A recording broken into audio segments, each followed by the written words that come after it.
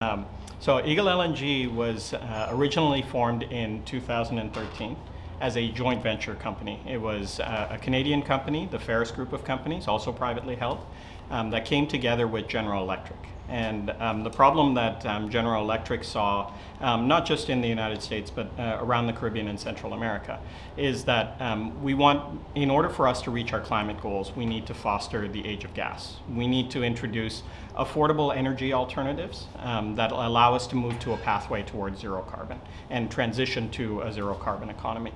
General Electric has a big presence in power generation, they have a big presence in transportation. And so when we formed Eagle, the vision and the mission of the company was in order to serve LNG to displace dirtier, expensive fuels like diesel and heavy fuel oil with gas-based fuels like natural gas.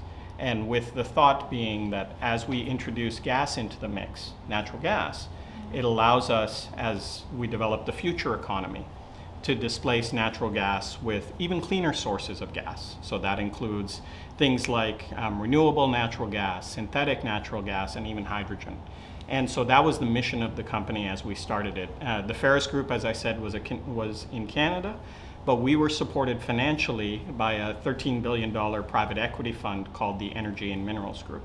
And so we had great financial backing to be alongside with General Electric.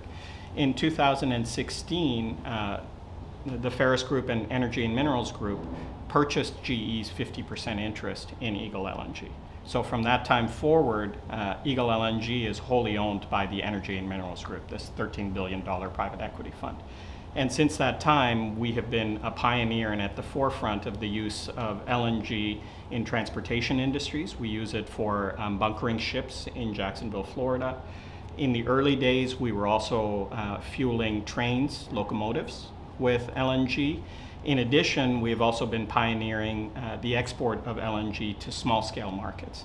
So one of the problems is for 60, 70 years now, LNG is used extensively in places in Europe and in places in Asia, including in the Netherlands, primarily for places where you have large populations, large demand for energy.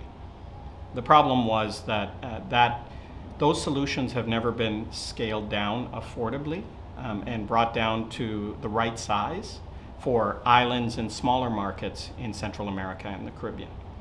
So our focus, my focus since 2013, has been developing solutions that allow us to bring affordable gas solutions to these markets. So that meant building a production facility for LNG close to the market and allowing us to be able to serve these markets with the lowest cost of energy so that we can affordably remove heavy fuel oil and diesel from the energy mix and bring gas and gas-based solutions to these markets. And that has been our mission from day one.